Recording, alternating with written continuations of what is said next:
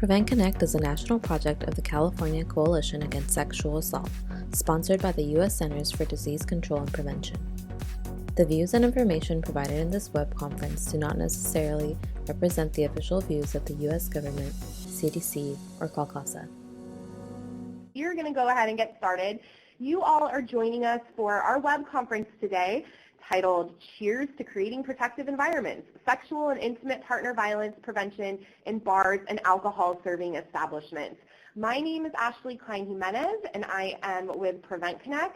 That is me, and I'm also here with my colleague, Tori Vandelin. Tori, how are you today? Hi, Ashley. I'm great. How are you? Wonderful. So that is who is joining you today from PreventConnect. If you are new to PreventConnect, I want you to know that there are many different ways that you can connect with us outside of web conferences. And so we'd love for you to visit our website, PreventConnect.org. We'd love for you to send us an email to say hi, or if you have a question, looking for some information that we could help you find. We do have an email group using Yahoo email groups. And believe it or not, it is still active. So if you're interested in connecting with other prevention practitioners from across the country, be sure to check that out. We have an e-learning site as well where you can enroll in courses and take courses at your own speed on all different types of prevention topics. And then we are really active on social media. So we love for you to join us over on Twitter and on Facebook if you haven't already done so. So a little bit about the technology that we're going to be using today on Adobe Connect. We are not in person. Clearly, this is something that you all know. But that doesn't mean that we can't still have a conversation and still interact. And so probably the biggest way that we're going to do that today is through the text chat. And so many of you, I already see Lauren and Cassie are having a conversation, which is really exciting. But so many of you have already headed over there to let us know where you're joining us from and what the weather's like. And so we'll be asking you other questions to respond to in that text chat. That's also a really great place if you have questions for our guests to put them in there. So we invite you to do that. We do have PowerPoint slides for this web conference available now, and Tori is going to give you a link to where you can download those. If you're streaming us over your internet audio and you have any trouble with that, sometimes there's bandwidth issues, so we do have a phone line, an 800 number, that you are welcome to join us on. We also have closed captioning provided, and you should see that live stream happening below the slides. Right now I actually want to do a polling question. So this is another way that we're going to interact with one another. You should see a question pop up on your screen, and it's asking you if you've ever attended a web conference before today. And there's two answers that would point to you never having been on a PreventConnect web conference, and then there's two that would say that you have been. So I'm broadcasting the results live so you can see how folks how your colleagues are responding to that question. And you can see that about a quarter of the folks who have answered have never been on a PreventConnect web conference before. So welcome, you all. And for those of you, the majority of you who have been on a PreventConnect web conference, thank you so much for joining us once again. So I'm going to go ahead and take that away. And then the next question I'm going to ask, you should see another poll pop up, is asking what best describes your organization or agency. And so there's a rather long list. Of course, though, we did not capture everyone. And so there is that category for other down at the very bottom. And if you are selecting that, we'd love for you to head over to the text chat and let us know what would describe your agency or organization.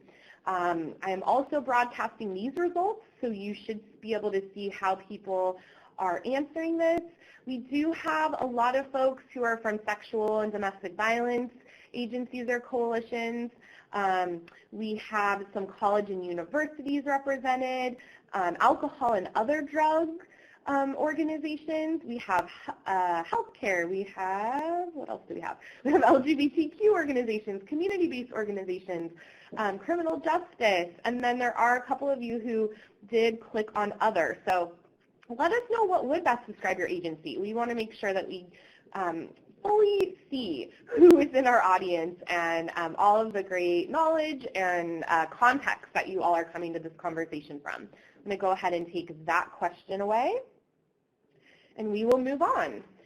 So for those of you who said that you were new to PreventConnect, it's important for me to tell you that at PreventConnect, we are really interested in looking at primary prevention. So we're looking at domestic violence, intimate partner violence, and sexual violence and related forms of violence before it ever has a chance to start. How do we stop it from happening in the first place? And we look at violence across the lifespan. So this includes child sexual abuse. We also know that it's so important for us, if we're really focused on primary prevention, to be able to connect to other forms of violence, to look at the root causes of violence, and to connect with one another, other prevention practitioners. Oftentimes, for folks working in local agencies, and not even local agencies, but at the state level, there's not often a lot of other prevention practitioners. And so we want to be able to create a community, and that's what you all are doing here. So we are recording this session, so let me just introduce you one more time. My name is Ashley Klein-Jimenez. I am with PreventConnect, and you are joining us for our web conference today, Cheers to Creating Protective Environments.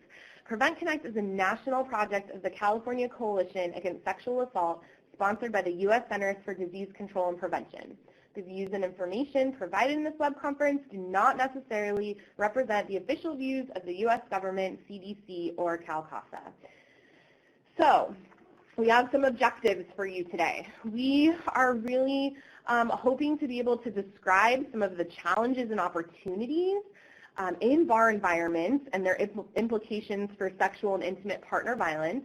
We want to look at what are the strengths and limitations for doing violence prevention and for violence prevention practitioners working in bars and other alcohol-serving establishments, and then think about, or have a discussion really, about the best practices for creating protective environments that would prevent sexual and intimate partner violence.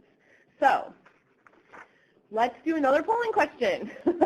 That's my little prompt to give you another polling question. So I'm going to put it on your screen. Are you working with bars or other alcohol-serving establishments currently? So let's see how this shakes down. And so you have the yes, no, maybe soon. So maybe this is something that you're thinking about, or you're not sure, but you just wanted to be part of this conversation. We love all the responses. And I'm broadcasting the results so you can see that quite a few of you are doing this work already. Quite a few of you aren't doing this work already, and then about a quarter of you are thinking about it, and maybe soon you will be. So that's pretty cool. Thank you all for participating in that. It's just good to know. You know, there's a lot of experience and knowledge in this room, which is awesome. So we have two sets of guests today that I'm really looking forward to hearing from, but before we head to them, I just want to kind of set the stage a little bit for what we've done in the past with PreventConnect, because this isn't the first conversation that PreventConnect has delved into when it comes to alcohol and alcohol environments. And so last spring, what you're looking at on your computer is we did a web conference really taking a look at the connections between alcohol outlet density and violence. And this web conference was called Addressing Access to Alcohol and Alcohol Environments for Sexual and Domestic Violence Prevention. And so alcohol outlet density, for those of you who may be unfamiliar with that term, refers to the number of places licensed to sell alcohol in a given area. And so these places that are licensed can either be on-premise outlets, such as a restaurant or a bar, so somewhere where you're drinking on the premise, or off-premise outlets, such as a liquor store or a grocery store, where you can purchase alcohol, but you would drink it off-site.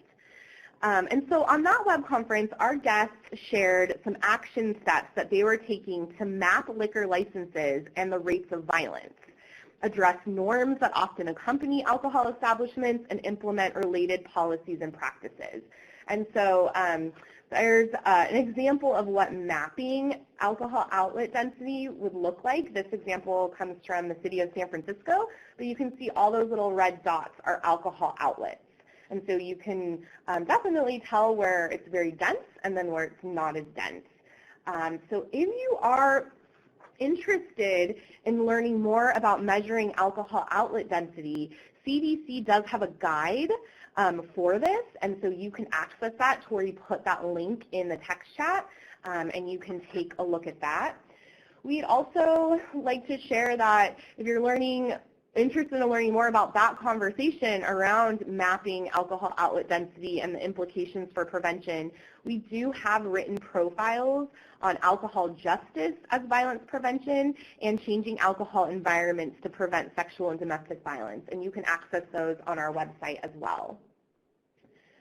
So another past web conference around alcohol that we produced looks specifically at alcohol policies as a strategy for prevention. We know that alcohol consumption is associated with intimate partner violence and sexual violence perpetration, but we also have to be really careful in addressing alcohol to avoid potential victim blaming for survivors who had consumed alcohol, and to not allow prevention efforts to really just become reduced to primarily focusing on alcohol while ignoring all of the other factors. So this particular web conference explored some key findings from a journal article titled "Exploring Alcohol Policy Approaches to Prevent Sexual Violence Perpetration." And so one of the findings in this article, and I'm paraphrasing it, but it showed that there is really a lack of research on effects of policies that attempt to influence the drinking environment and prevent violence by mobilizing servers and other staff. So getting servers and staff of alcohol serving establishments together to be able to influence the environment. However, there is some evidence showing that barroom management strategies can reduce physical assaults where people drink. And so what this is really telling us is that we need more research to examine the potential of programs that train servers to help prevent sexual violence perpetration specifically.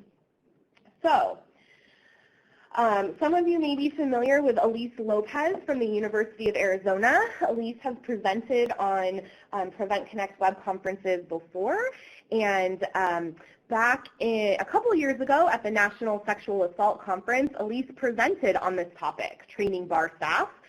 And Elise's workshop really showcased Arizona's Safer Bars program, an initiative that trains bar staff to recognize and safely respond to sexually aggressive behavior by bar patrons. And I have a bit of exciting breaking news about that work. So you can access that recording that I just showed you on our website, but I also wanted to let you know that some researchers, including Dr. Mary Koss, Kelly Q. Davis, and Elise Lopez from the University of Arizona and Arizona State University, were recently awarded a $3 million grant from the National Institutes of Health to evaluate the effectiveness of training employees who work in alcohol-serving establishments near Arizona's 3 public universities.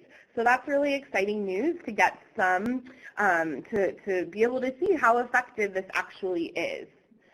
So, Tori, I just kind of went through what our conversation around alcohol and prevention has looked like in the past, but I know we're now going to be really shifting to hearing from our guests around the work that they're doing working with staff in alcohol-serving establishments. And I wanted to ask if you could walk us through kind of like why are we going there? What does that look like? Yeah, of course. Thank you, Ashley. So as Ashley had debriefed in the past work on PreventConnect and the ongoing grant research with Arizona, we know that there is a connection between alcohol and sexual violence and domestic violence. And we also know that doesn't mean that alcohol equals sexual and domestic violence.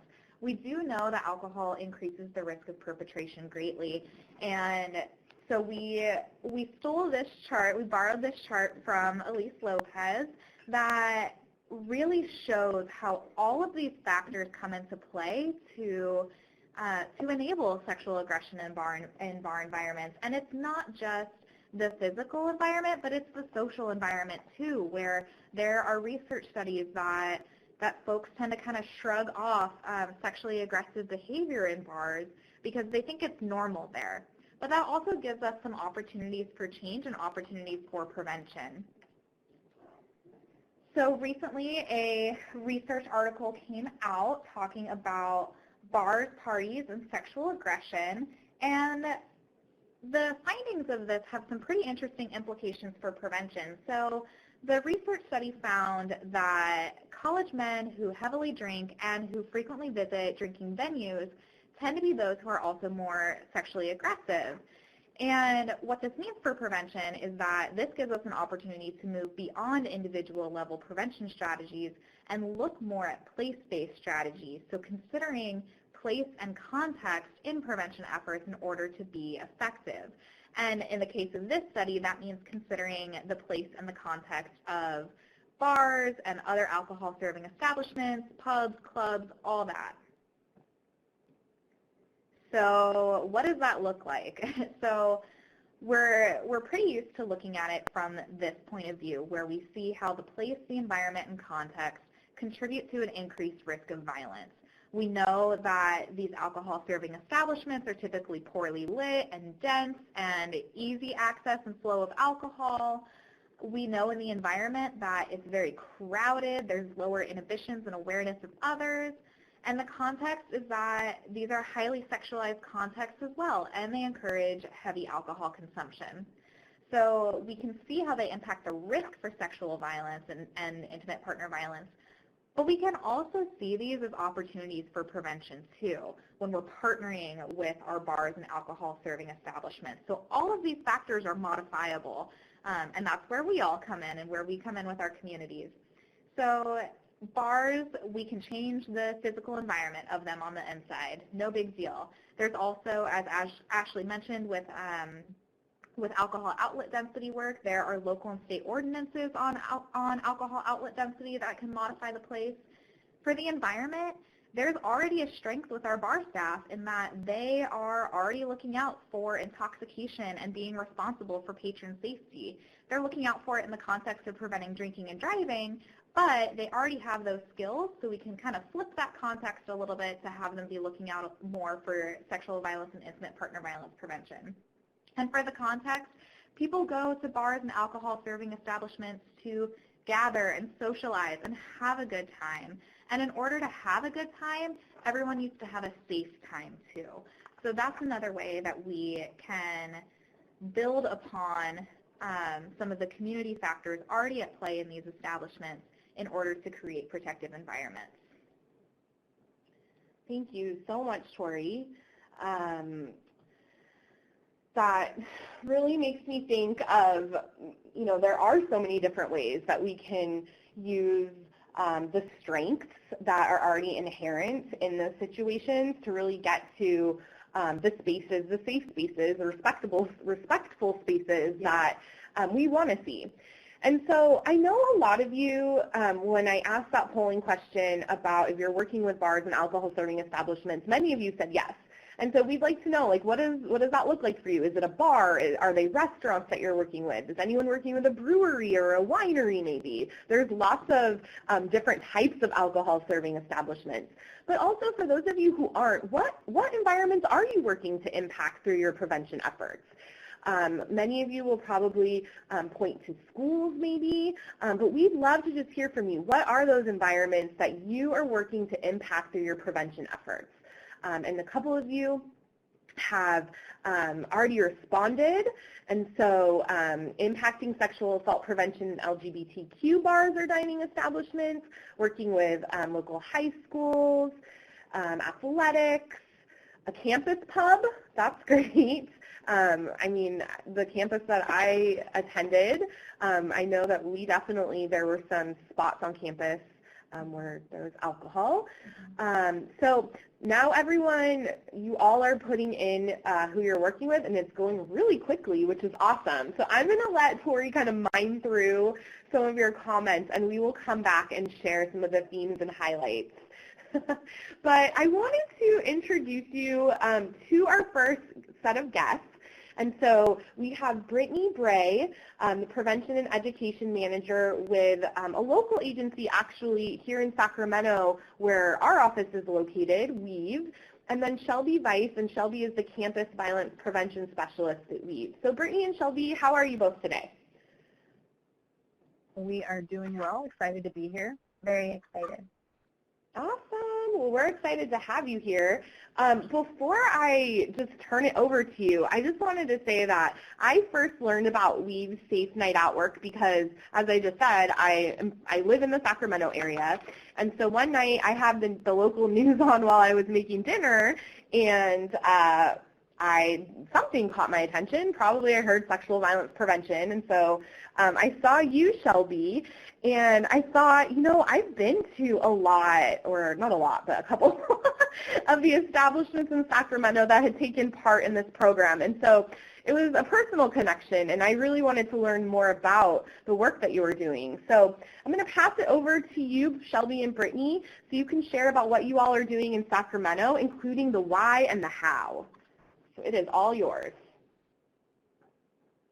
All right. Well, thanks, Ashley. We're happy to share about our bar and nightlife sexual violence prevention program, which is called Safe Night Out.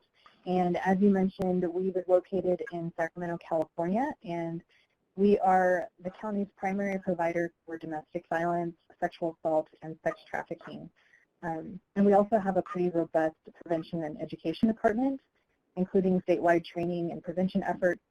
And Safe Night Out is one of those programs that we developed. But before we get into talking about the program itself, we'd like to give a little bit of background on Sacramento and the Midtown area where we're located.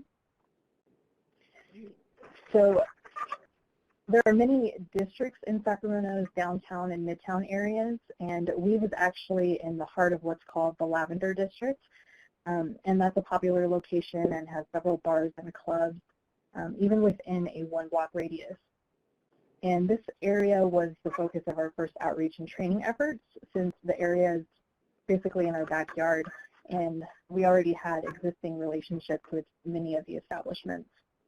Shelby, could you speak more to the culture of Sacramento's nightlife and scene? Sure. So as Ashley had mentioned, I've gone out to a number of these establishments already, even before working at Weave, and was able to recognize that Sacramento has a very unique nightlife culture.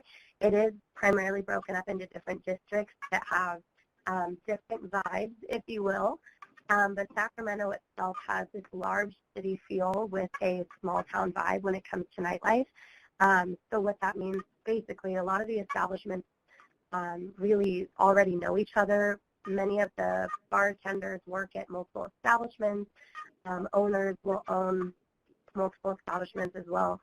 So the nightlife is definitely different than other cities that I've lived in before.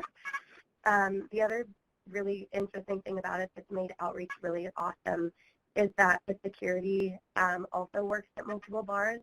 So our program focuses not only on bar staff, but also their security staff. And because the establishments tend to be clustered into the districts, it definitely makes relationship building easier for outreach, and we'll talk about that a little bit more later.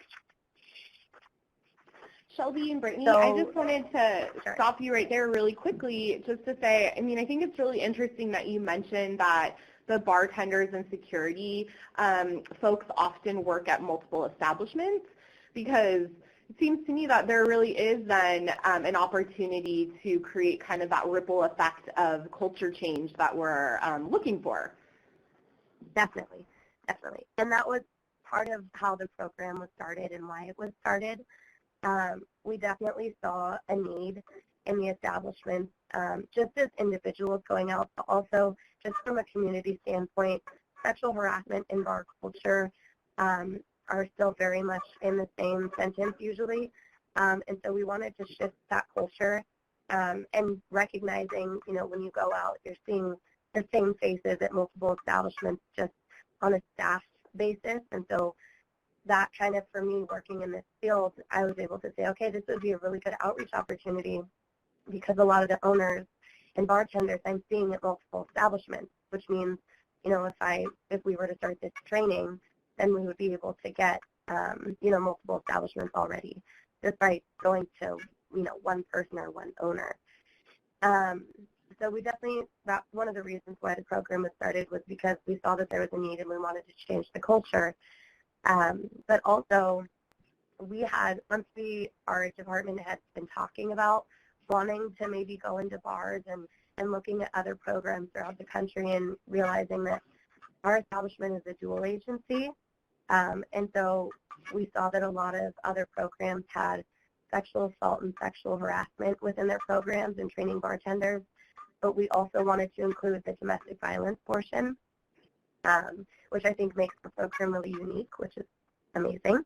But then we also were able to go to a workshop during Cocktail Week here in Sacramento, and were invited to give a presentation about sexual harassment within the establishment, or like workplace harassment, and also what they can do when they see it with their patrons. And so that opened a larger conversation with various establishments. I think there were about 10 different establishments that day, where they also saw a need and they wanted to do something about it. And so that kind of opened the door into outreach, and that establishments did want to take part in helping create a safer space and culture within their establishment. Great. Shelby, Sure. you spoke about how your program is unique in that it's also really trying to impact domestic violence. And I think one thing to me that that does is that it opens the nuance of violence outside of this idea of like, well, maybe what we need to look out for is stranger danger.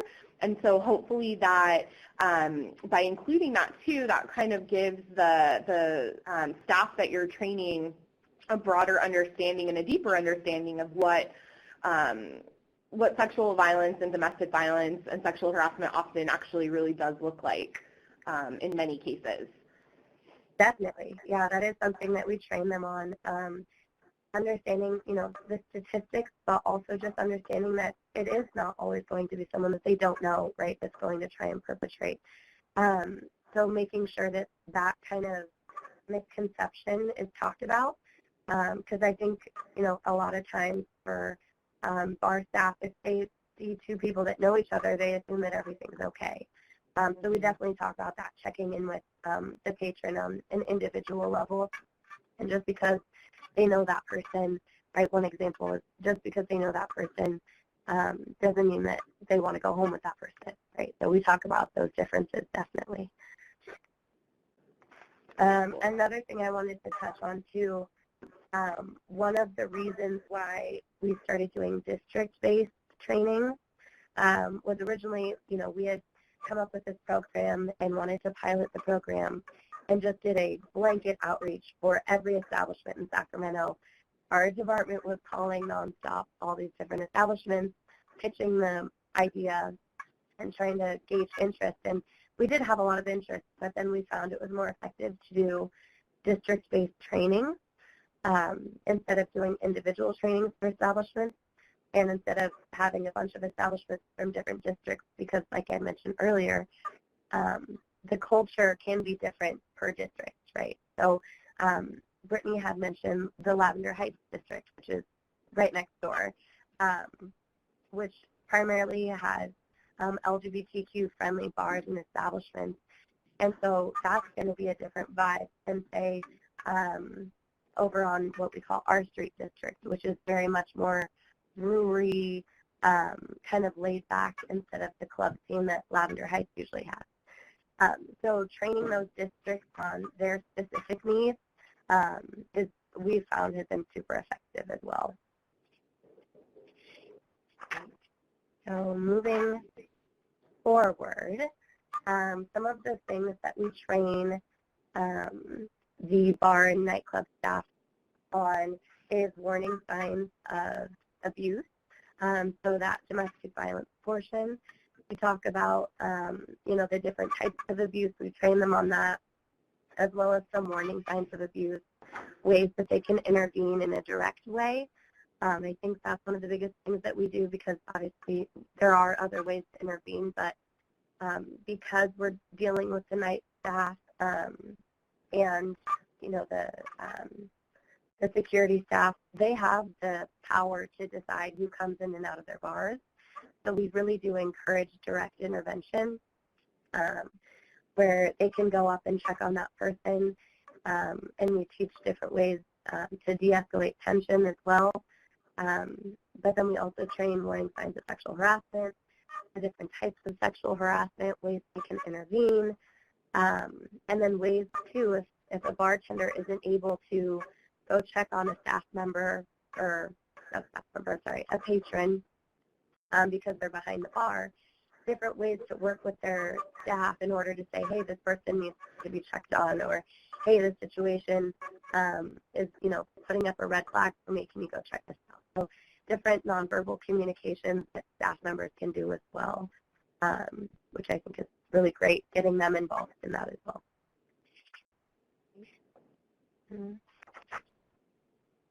Okay.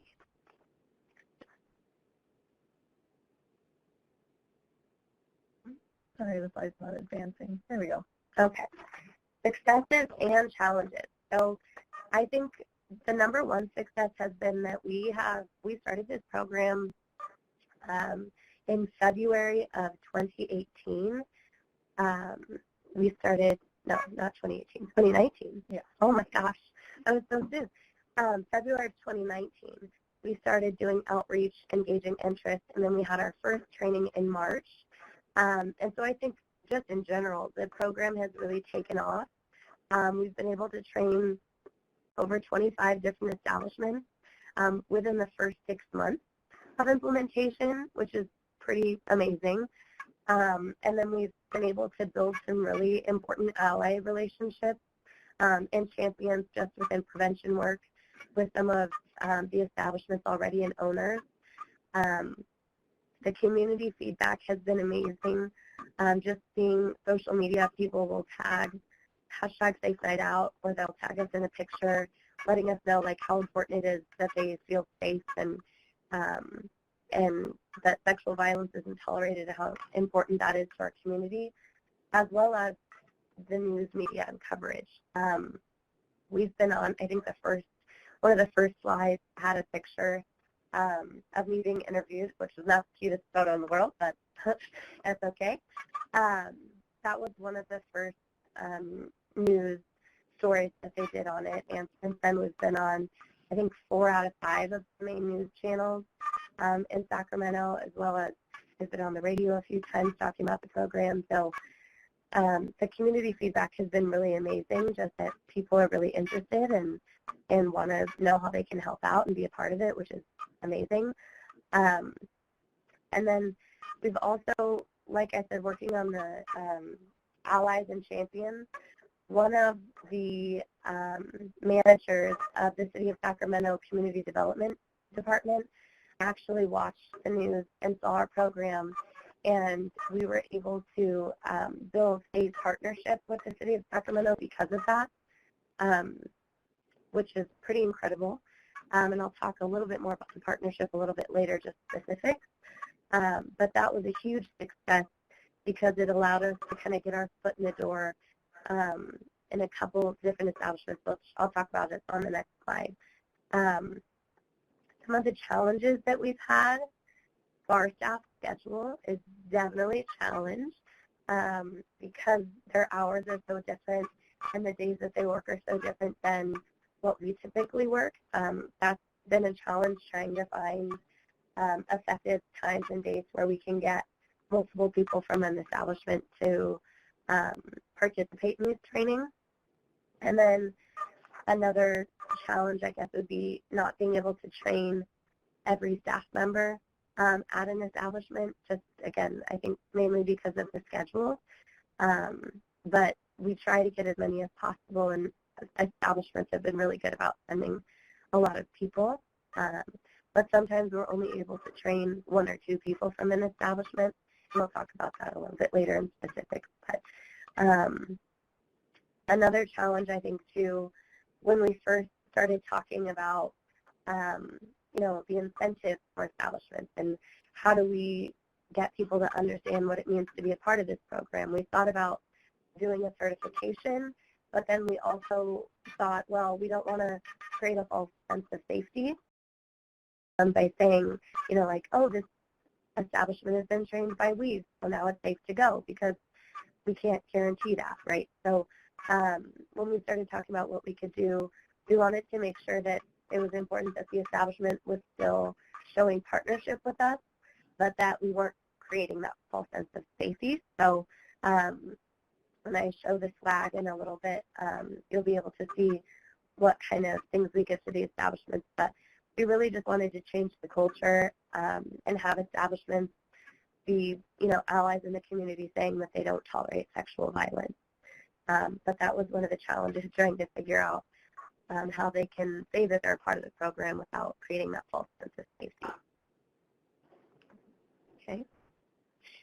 So the partnership that I had mentioned, the City of Sacramento has been an incredible ally. Getting them to participate was, honestly, it just kind of happened.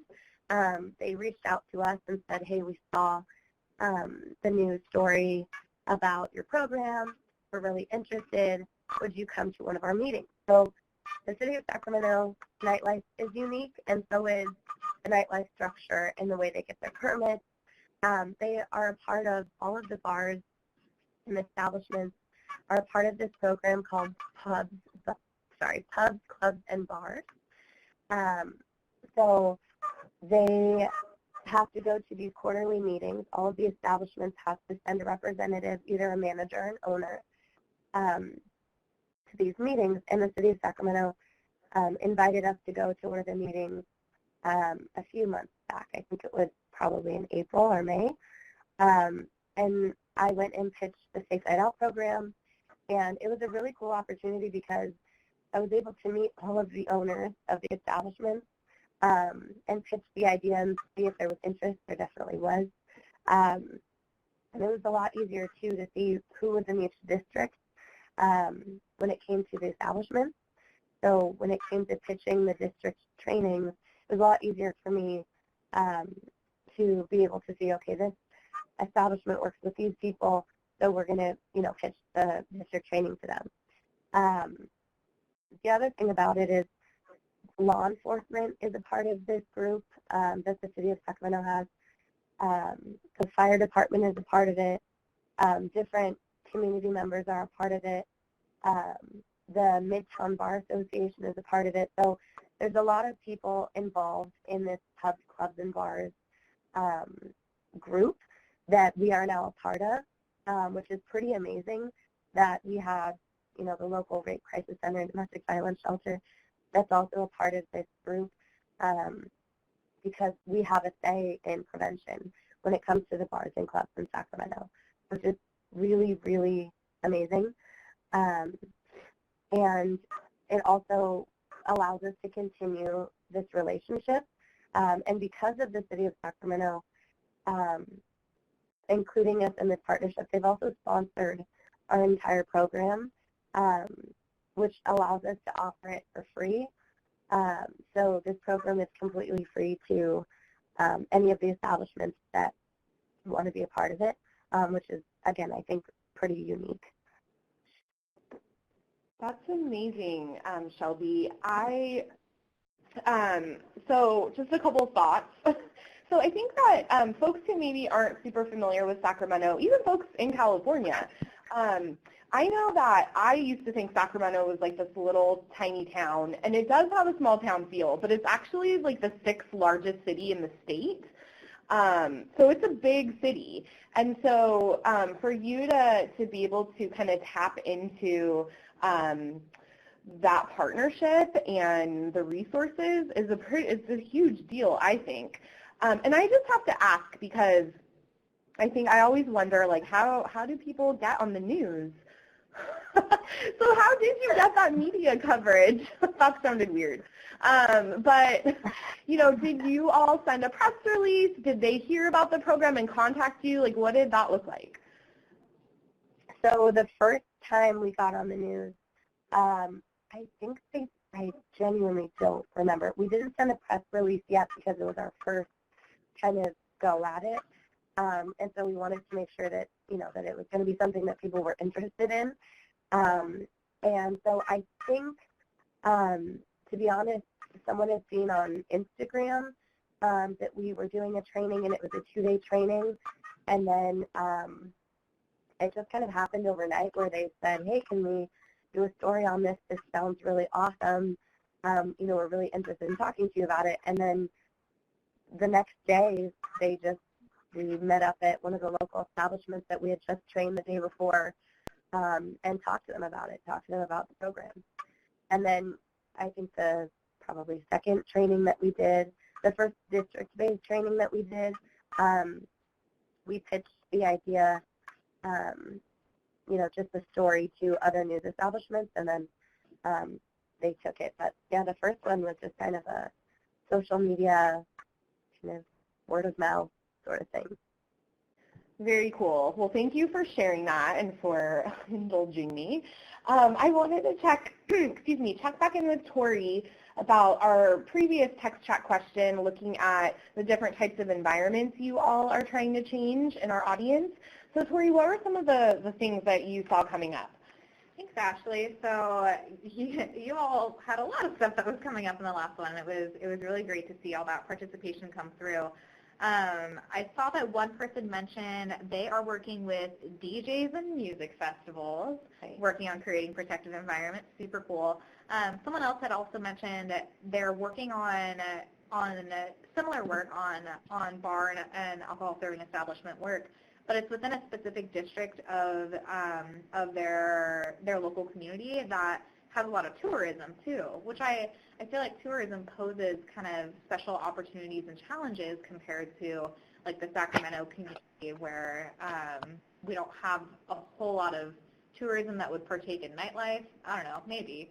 I've never been a tourist here. Sacramento is cool. You should all come visit. Don't listen to Tori. No, I like it. I like it. I'm also from very small towns, so it's very different. There are folks who are work and similar work on community colleges and in rural areas too. Like someone has mentioned that they only have 2 bars, but they're still doing bar outreach there, and that's super awesome too. Folks are also working with fraternities and sororities, with middle schools and high schools. And then I just need a minute, because you all have been so conversational, and I love it, to find, someone had said something that I want to read out loud.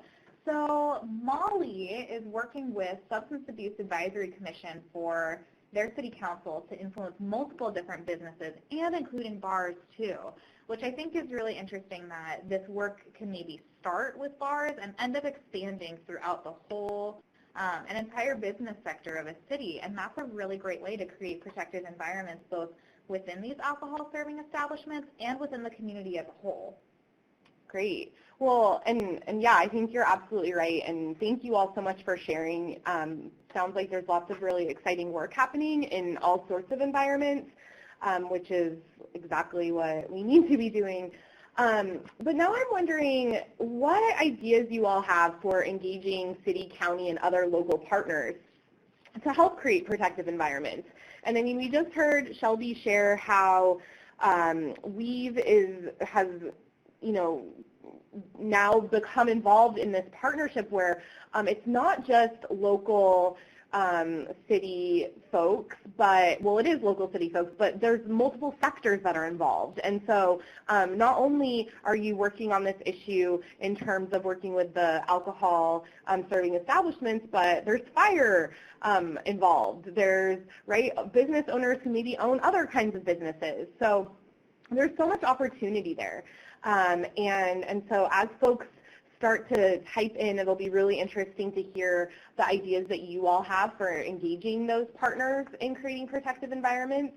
We'll give you some time to respond to that. And Brittany, I want to turn it back to you, because I know you were going to show some of the collateral that the bars that participate receive from you all. I think people would be interested in seeing that. Yeah. So we have some of the swag that we created, and that is available to staff. And I'll let Shelby talk a little bit more about that. Sure. So the first one that you're seeing is a mirror cling. So we were trying to think of ways that patrons could recognize that that bar is participating in our program. One of the main things we thought of was, well, in bars, people always want to make sure that they look good. So we came up with a mirror cling that says, this bar does not tolerate sexual violence. It has our hashtag, our support line number, and our website, as well as all of our social media. And says Safe Night Out. It's also in Spanish. We do have a really amazing district that has a lot of Spanish-speaking patrons, as well as they are Latinx owned, and so it was important that that was reflected for us. Go ahead to the next one. So we also have, instead of mirror clings or with the mirror cling, we have these, I think they're 8.5 by 11 posters. A lot of establishments have been putting them in the bathroom stalls.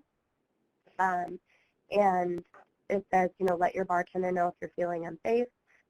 This bar doesn't tolerate sexual violence. And then again, it has our support line number, our hashtag. And so it's just another way, you know, that that if a patron is saying, hey, something happened and I'm not feeling okay, or I feel unsafe, they're able to talk to a bartender.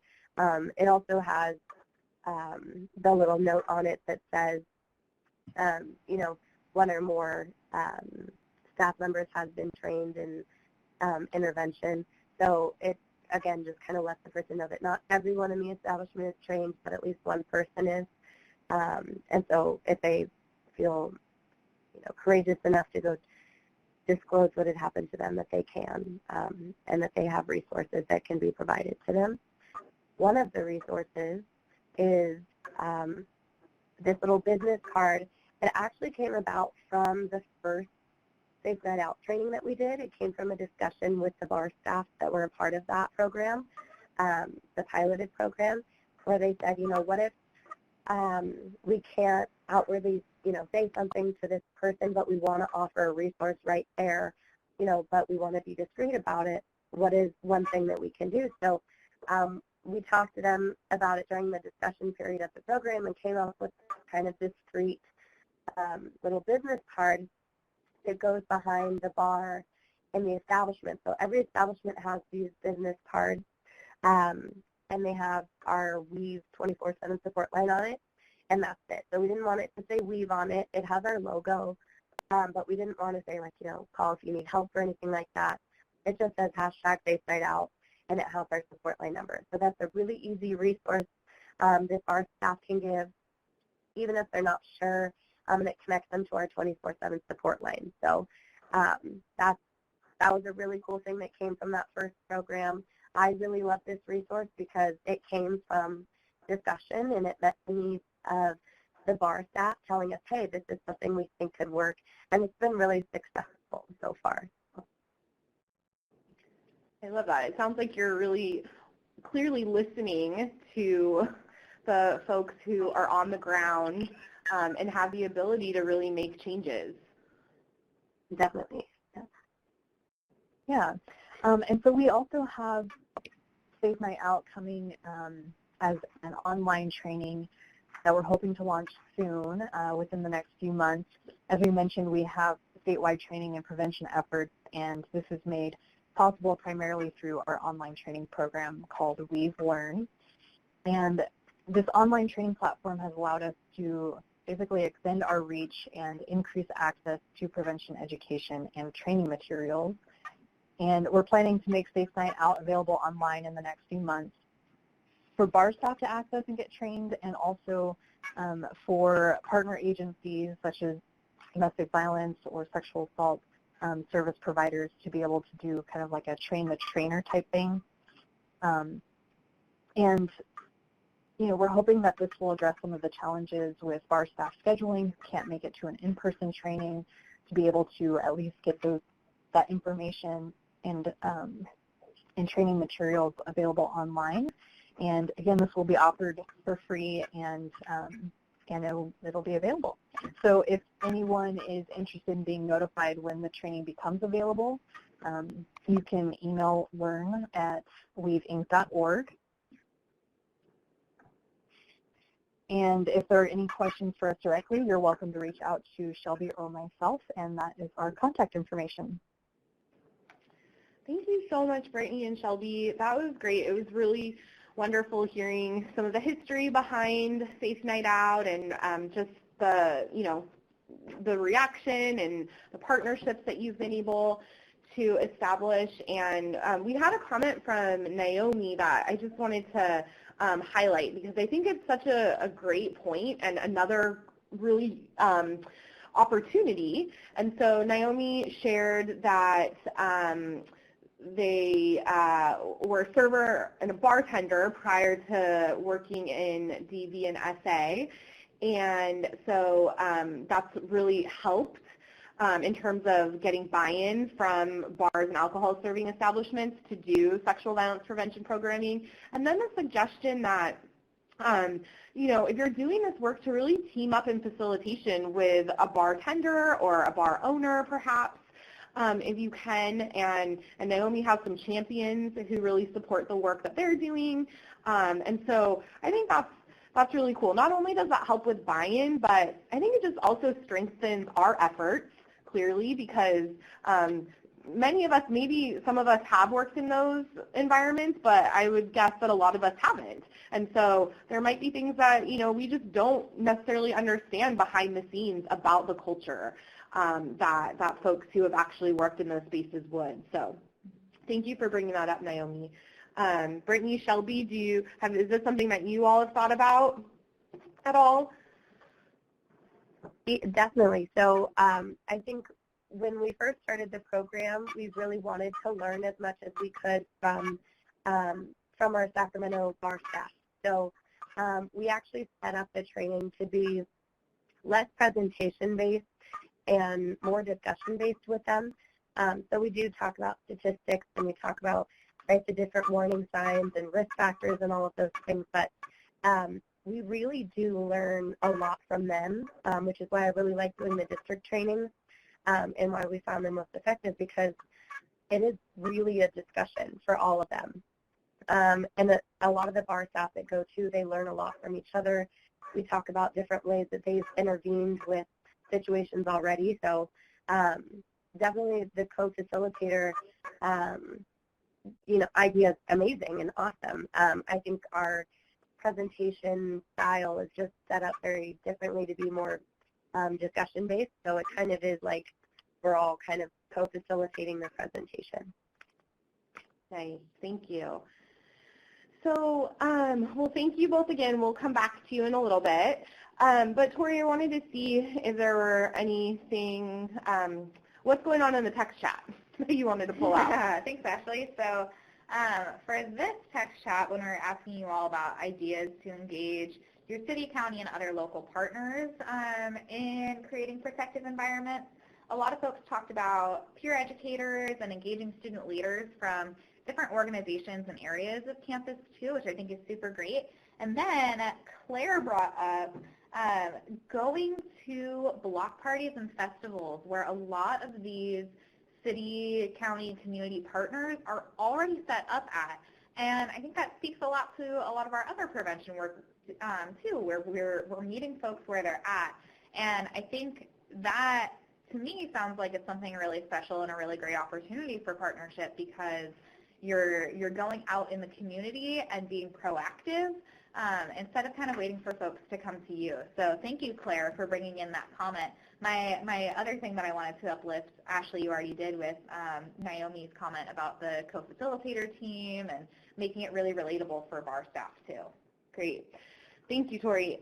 So now we're interested in hearing, before we head over to our next guest, Angelica, we'd love to know what your ideas, let me rephrase that. What are your ideas for actions a bar can take to modify its environment and practices? So we'd love to hear what your ideas are. Some examples that I've heard include, well, first of all, bars really looking at their physical environment. So things like, what does the lighting look like? Where are the isolated spaces? Looking at the bar culture, what kind of activities happen at the bar? Are there games that encourage aggression? What types of policies and practices are in place? So I think a common one that I still see a lot today is that bars will often have like a no cover charge for women. And so really like asking what story does that tell and what norms do things like that policy or practice uphold. Other examples are bars buying employees walkie-talkies so they can communicate with each other easily, switching the setup of the physical space, so bartenders are looking at patrons when they're making drinks. Another bar came up with a code when help is needed, and so it's something like, I don't know what it could be, but I'm sure people could be very creative in coming up with that code. But I think the real point to this is that these things are relatively simple. These are modifiable conditions, and they don't cost a lot of money. So those are just some examples, but we're interested in hearing what you all have to think, and we'll come back to check in with Tori on that. In the meantime, I am really excited to introduce you to Angelica Wind, Executive Director for Our Voice, another local agency, this time out of North Carolina. And Angelica, how are you today? I'm doing well. Thank you so much for having us, or me, rather. Yeah, of course. We're really excited to have you. And before I just have you take it away, I just wanted to say that I first learned about the work that Angelica and Our Voice is doing through an Ignite talk that Glorina Stallworth of the North Carolina Division of Public Health gave. And Glorina, if you're here, hi. But Glorina gave this Ignite talk at the RPE Leadership Training in 2018 and was just so jazzed about the work that local programs were engaged in across the state of North Carolina. Really from rural communities and college towns to coastal cities and tourist hubs, North Carolina is engaging alcohol serving establishments in prevention. And so, Angelica, I'd love to turn this over to you now and hear about Our Voice and the local community context in Asheville. So it is all yours. Thank you. Thank you so much. Thank you for that wonderful introduction. Again, my name is Angelica, and I am with Our Voice. Tell you a little bit about our organization and the Bar Outreach Project. So a little bit about Our Voice is that we are a nonprofit crisis intervention and prevention agency that serves victims of sexual violence and human trafficking ages 13 through adult in Buncombe County. So we're nestled in like the Blue Ridge Mountains, which is on the western part of the state of North Carolina.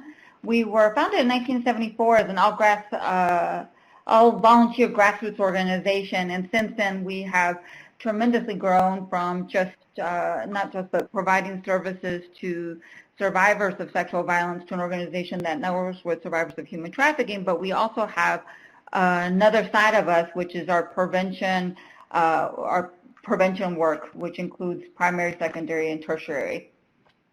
So I'm going to lay out a little bit of the environment that we are currently working in, and so tell you a little bit about Asheville. More particularly, tell you a little bit about Asheville's booming brewery economy. So just to put it out there, Asheville is the 12th most populous city in the state of North Carolina, and as you can see, we're located there where that beautiful little star is.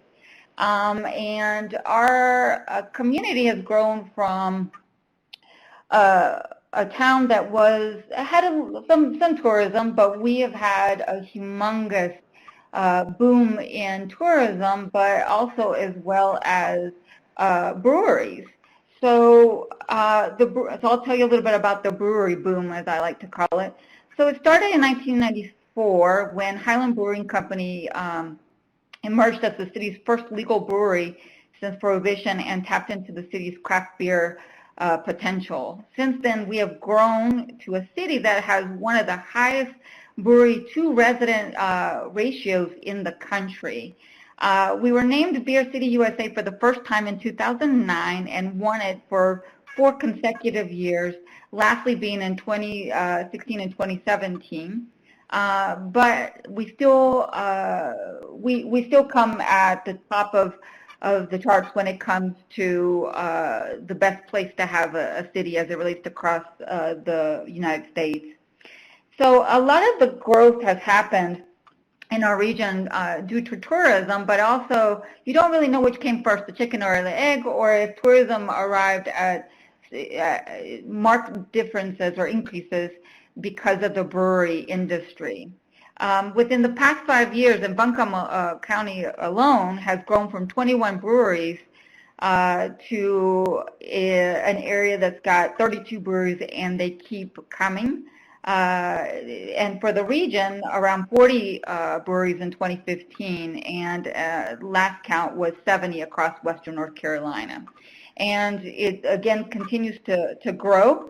In terms of the breweries, we are home to numerous microbreweries and several larger nationally known breweries such as Sierra Nevada, Oscar Blues, and New Belgium. And so in essence, breweries have become the fabric of our culture here in Asheville. However, they offer more than just a space to have a beer. It's really a space where people can come together and build community among friends, families, a time to connect.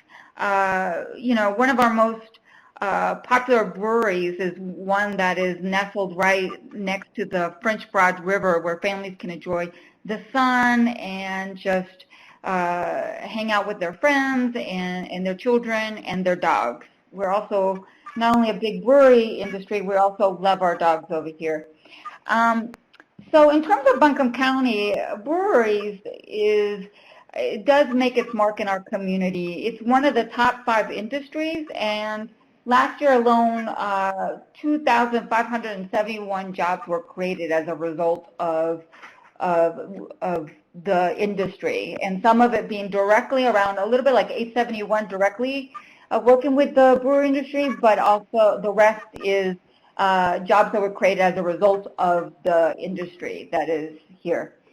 We offer things such as Brewgrass, festivals around Brewgrass, Oktoberfest, and National Beer Week, but we've also have other businesses that see the potential in this community by creating a pubsicle business where folks can drink their microbrew while they cycle around downtown Asheville. We have Brews Cruise, which is like a bus that goes from brewery to brewery for folks who want to try different brews.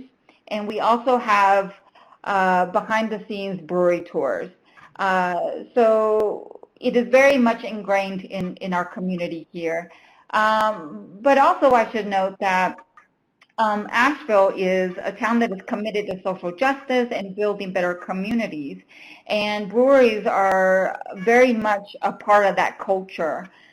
For example, Highland Brewery raised money to protect the mountain ecology in this area, and when we were going through the horrible anti-LGBT law HB2, Wedge Brewing Company started stamping in their cans below the expiration date hashtag FHB2. So they're very politically involved. They're very much engaged in trying to create better communities. And so just to get a sense, so as a result of all this growth of breweries, the community saw a need, or the brewers saw a need for a trade organization, if you will. And so in 2009, the Asheville Brewers Alliance was formed. And if you look here, this is kind of all of western North Carolina. That gives you a sense of where the Asheville Brewers Alliance members are located, right? So they serve folks not only in Asheville, all up and down western North Carolina, and they continue to grow. In fact, they almost cover an area close to Gastonia, which is further east of the area. And so the alliance was formed in 2009 to really promote craft beer, like Western North Carolina craft beer, and to provide member education and support. But again, true to our culture, the Asheville Brewers Association Alliance had a great vision of giving back to the community, to be a part of the solution to issues impacting our community. One of them being how to combat drug facility sexual assault, of which I will speak to a little bit more further in the presentation.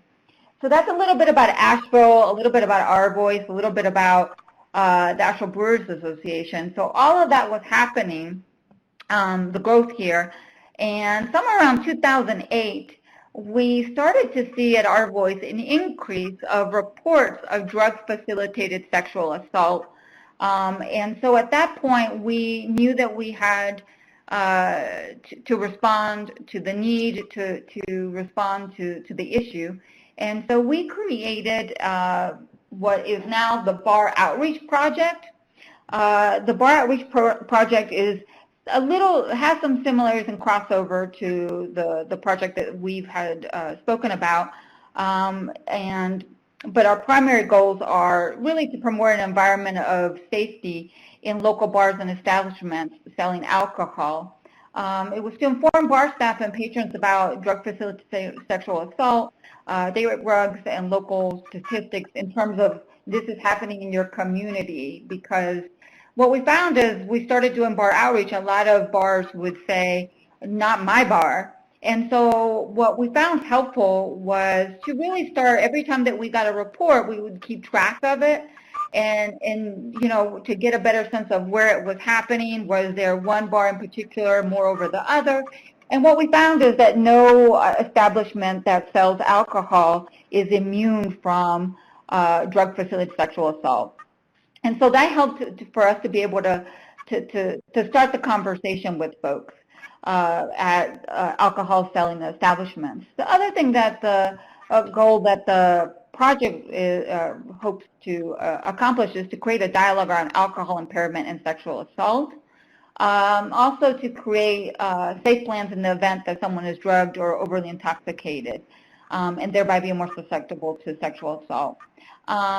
But what we really wanted to do is work with the bar staff in engaging them with bystander intervention strategies, very much because, as Ashley has said, they were kind of already engaging in these strategies, but with the lens of how to minimize drinking and driving. And it was just a matter of working with them and being able to make those connections as to why some of those same strategies were similar to the strategies that they would use in regards to bystander intervention and DFSA, but also to engage with them in other new strategies that they could also employ.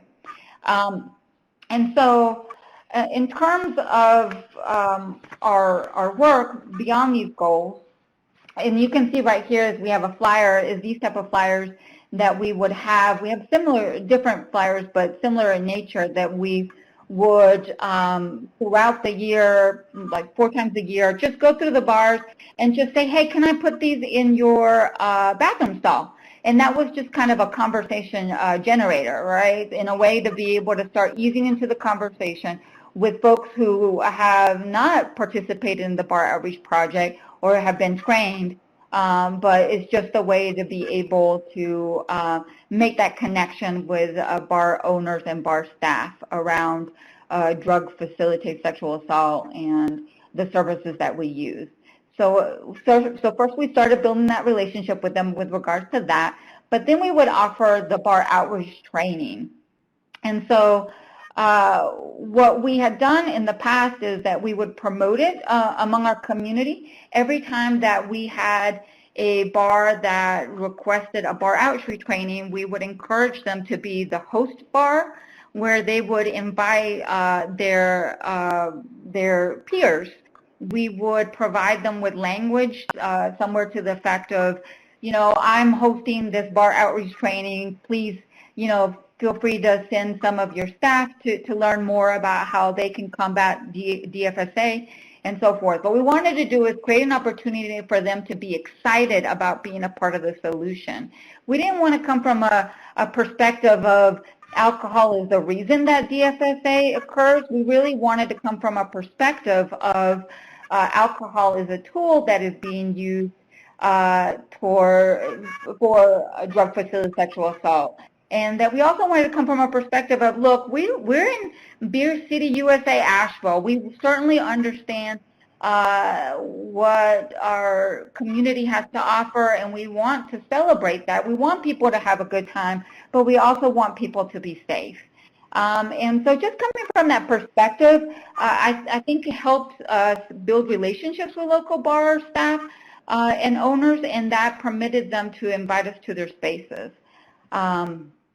So in terms of our, yeah. Can I just stop you just real quick? Because I think that what you just explained around how you're approaching alcohol serving establishments with being part of the solution is so important, and to me, doesn't just speak to how we're trying to partner with bars or alcohol serving establishments, but would really maybe be an excellent opportunity when we're trying to partner with other sectors that we might see as, being problematic or playing a role in some of the issues that we're trying to address. And that really, hey, there are ways for you to be part of the solution, and that's what we want to explore with you. So I just wanted to just lift that up, because I thought there have definitely been moments in my past work where reframing and looking at it that way would have been, I think, probably very strategic. Mm-hmm. Absolutely, and we at times had received some pushback from, not a whole lot once we had that conversation, is all how we framed it around how can you work with beer establishments, how can you do all these, the alcohol serving establishments and so forth. But the reality is that they can be part of the solution. If we believe that sexual violence is not an issue that, that is solely on the responsibility of anti-sexual assault agencies to solve, that it's a community issue that we're needing to incorporate the community as a whole to shift the paradigm around sexual violence and DFSA, then it would behoove us to have them at the table. And and they were very open. And so at this point, I'm going to talk to partnerships. And so in 2008 was when we created our curriculum, and we worked on it for a few years. And in 2012 was when we were ready to take our show on the road with our curriculum, and we sold our first the Bar Outreach Project to UNC Chapel Hill. They have a program in Orange County that is doing great things. And so since then, we have been able to market the curriculum across the nation. We've sold it to communities like in Arkansas, California, Washington State, Florida, all through across the nation. But another piece that we want to highlight is that in 2016, we worked with the South Carolina Coalition Against Domestic Violence and Sexual Assault, where they bought their member programs a bar outreach curriculum, and we went down there and trained all their member programs around that, which is, really forward-thinking in terms of how they can support their member programs around that.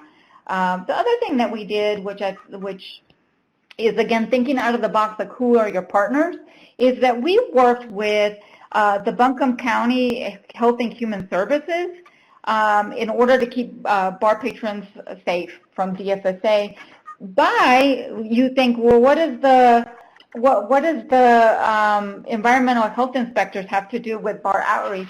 Well, what we ended up doing is we ended up working with their inspectors. We trained them around what is sexual violence, drug-assisted sexual assault, and we also trained them with regards to our bar outreach program. And so we ended up collaborating with the Buncombe County Environmental Health Inspectors, where during their regularly scheduled visits to the county or establishments that serve alcohol, representatives from the health department would provide bar staff and managers information about not only about our voice, but also around drug-assisted sexual assault and the bar outreach project. We would hand them brochures, or rack cards rather, that they would take with them and say, hey, you know, I noticed that you sell alcohol. Have you heard about the Bar Outreach Project? Do you know about drug facility sexual assault? Here's a RAC card for a little bit of information.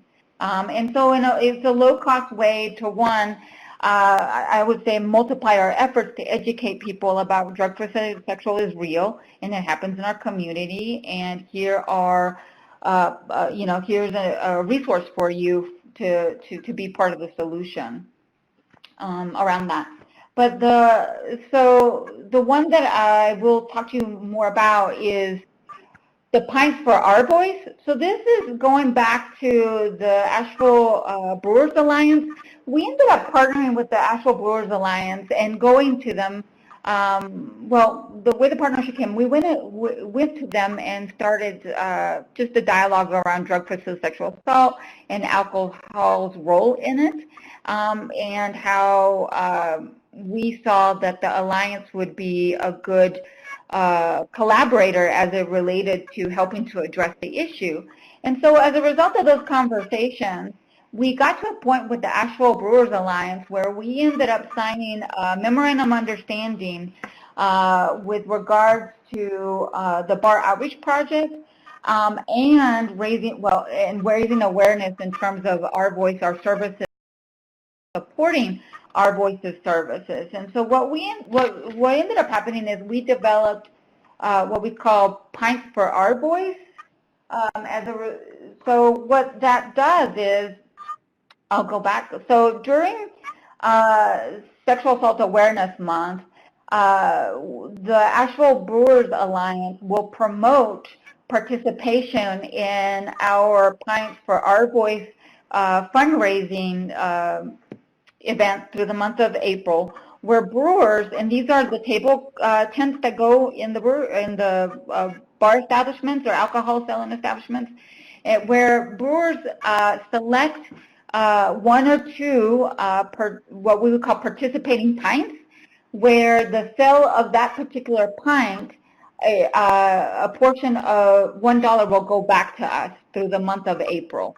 And so, and in essence, what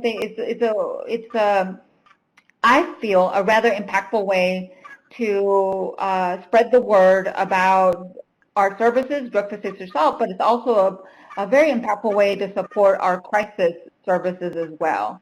And what we found is that each year brewers get more creative. We've had brewers that have brewed a select beer for us to be sold during the month of Sexual Assault Awareness Month. And so, but aside from that, what we do is we hold a series of bar outreach trainings where normally if a brewer would contact us wanting bar outreach training, we would charge what I would consider a nominal fee for the training. But during Sexual Assault Awareness Month, participating Pints for Our Voice participants can get access to trainings for free of cost during the month of April. And so we are very excited, and this year we're very excited that Asheville Brewers Alliance, who has set themselves a personal goal of having more brewers to participate, before we even reached out to them, they said, we know Pints for Our Voice is coming up next year, not this year, next year, and we want to get the ball rolling to ensure that we can have the maximum amount of participation, which speaks to the relationship that we have with the Asheville Brewers Alliance. And so the way that it works is when we go to do a training, we give them, you know, the presentation, we give them techniques on how to respond, what to look out for, and so forth. But we do give them a decal that they can put on their windows or their door that basically says that they are bar outreach trained. We also give them coasters, and we give them koozies. Koozies are very popular in our area.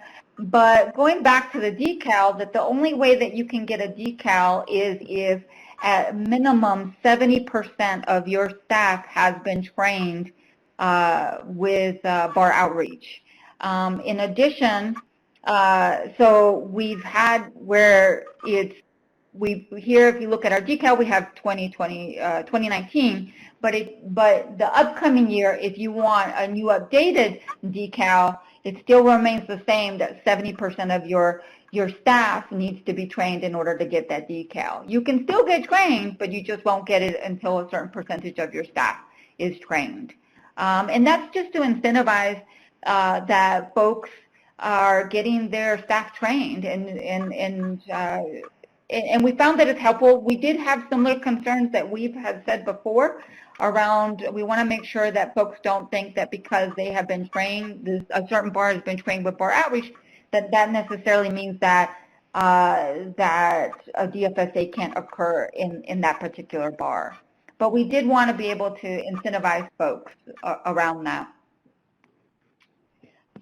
So as a result of our partnerships and with bar outreach, what we found is that we have more and more folks that are involved in either alcohol producing establishments or our alcohol selling establishments reach out to us and really wanting to be a part of the solution. Here's one of our staff holding a bottle of oak and grist gin. And so it's a gin that is made locally here. And so they, even prior to opening the business, they came to us and said, we know the work that you do with bar outreach, and what we want to do is partner with y'all where a certain percentage of this very highly specialized gin will come back and support your program. So on a quarter basis, Oaken just sends us a check as a result of the alcohol sales that they do of their gin to other bar establishments and so forth.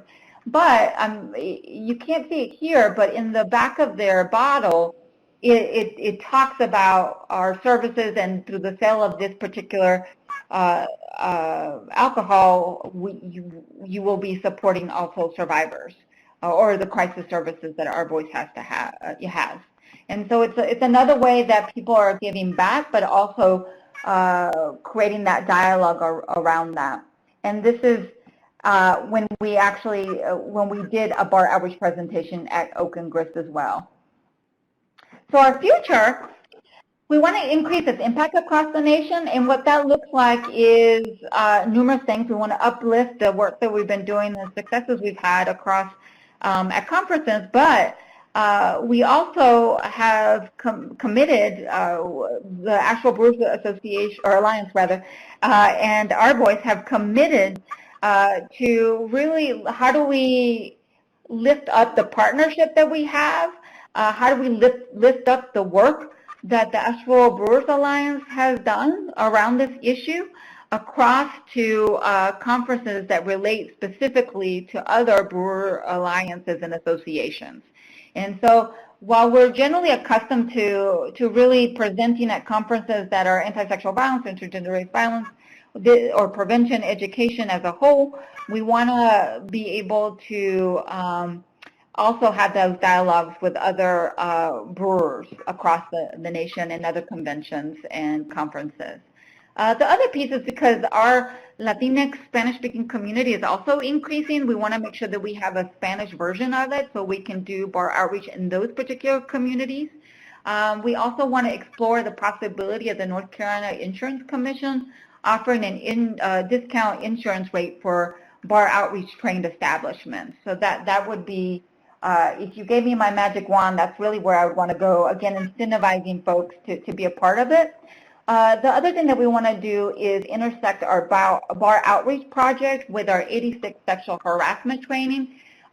We were fortunate to receive funding to create a curriculum that, again, because we are a tourist area, we also have lots of restaurants and service industry places. And so what we wanted to do is develop a curriculum that sought to address sexual harassment in these locations, not only as it related to the patrons that were visiting these places, but also as it related to staff at the service industry locations at the staff level, but also at the management level, understanding that you can have a culture that's anti-sexual violence, but you could also have very weak policies, work policies around it, and vice versa. We wanted to make sure that both of those things were happening. Strong anti-sexual harassment policies that encourage a safe environment, but we also wanted to make sure that the managers and staff had the tools of creating sexual violence-free spaces at all levels. And so the way that we see us moving is really doing an intersection around those two issues. Where we're offering bar outreach, we also want to be able to offer the 86 sexual harassment curriculum and vice versa, incorporate a little bit of both.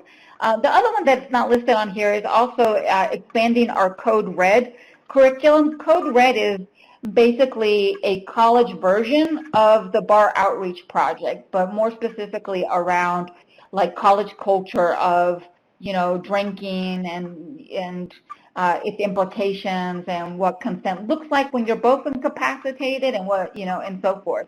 And so that's the other future as it relates to alcohol and sexual violence prevention. I know that was a lot. So. No, it's great. I mean, you are doing a lot of work, so it makes sense that you would have a lot to share. So thank you so much. And thanks for touching on your plans to intersect the bar outreach project with your sexual harassment training. That was actually a comment/question that came up earlier around, you know, sexual harassment often being very prevalent with bartenders and patrons, and so, you know, how do we get to those issues and make sure that that's part of our work with alcohol serving establishments. What else was I going to say? Well, I do want to say, so we talked about, I mentioned that I just really loved kind of your reframe in approaching bars and alcohol serving establishments. So we only have a couple of minutes left, but I'd love to hear from our audience about reframes on your approach with partners to build a network. Like, what are you thinking? How are some ways that you've been able to reframe the issue to build that network of partners? And then, Angelica, there was a question that came up just wanting to know a little bit more specifics about when you say that bars have been trained, I assume that means they've gone through the curriculum, but how long is that? And is that like a one-time contact, or do you and your staff follow up with the bars? Can you talk a little bit about that? We do. We feel that it's really important as we do our anti-sexual violence work is to look out and see where is there an opportunity to connect, where is the opportunity around that. And a lot of it has been around relationship building with the bar establishments and the actual Brewers Alliance. And part of it is because we want to make sure that we just don't do a one and done, right? We want to continue to have that relationship. We want bar owners and bar staff to be able to reach out to us if there's a suspected drug-assisted sexual assault, and we get that. We get calls from bars and so forth. But having said that, we also understand that there's particular challenges as it relates to bars and restaurants and when it's best optimal to serve them. And I mean, serve like our curriculum to them rather. And so part of that requires, like our bar outreach curriculum is one that we can tailor. If you've got 1 hour, we'll do 1 hour. If you've got all day, we've got all day. So we want to make it as accessible as possible to bar staff because we don't want them to say, I don't have enough time, or I can't bring all my staff together, and so forth. We want to be able to remove those barriers. And so for that reason, we're very flexible. I mean, obviously there are certain points that we have to make sure are made. We just can't show up for 15 minutes and say you're bar outreach trained. It takes a little bit more than that, but we certainly want to be able to adjust according to what their needs are in terms of time-wise. We also offer bar outreach several times throughout the year, and so we want to make sure that if we have a host bar, we want to encourage them to invite their peers. And in addition, the other piece that we do is we really uplift that bar by doing press releases, lifting them up in our e-letter, in our social media, and so forth, encouraging folks to be a part of the solution, and also lifting up people who want to be a part of the solution. Thanks, Angelica. So I want to just give you all a few more resources to continue this conversation and more places to get information. So the Campus Advocates and Prevention Professionals Association released a toolkit. When did they release it? Last summer, I believe, on alcohol, addressing alcohol's role in campus sexual assault. And so, again, this is a toolkit that's by and for prevention folks on campus. So if you are working on campus, or even if you're not, that might be a good resource to check out. There is also, we've talked about this, the Safer Bars Alliance, and so you can go on their site and look at some of the lessons and learned and information about what they're doing there. Make Your Move Missoula also has some bar outreach and some marketing, a marketing campaign, and you can take a look at the overview of their work on their site. We did do a series of podcasts with some of the other agencies, including Angelica's, from North Carolina, and one thing that I really loved about that series was just getting to how these local communities are all working in such a different context, and they've really tailored their work to those specific contexts. So, you know, whether they have a lot of tourists, or it's more of like a college town, or it's a mountain town, and the people in the bars are locals, and, you know, you see the same faces all the time. And so I thought there were some really interesting lessons there. A Safe Bar Collective. So hopefully those are some other resources. But we are at time, and so we just want to thank you all again for joining us for this conversation. Hopefully this gave you some new ways to think about the work that you all are doing with working with partners and changing environments. And I want to thank our guests, Brittany, Shelby, and Angelica. Thank you all so much for sharing about your work and your insights. And I hope you all have a great rest of your Monday. This will conclude our web conference for today. We'll see you next time. Take care.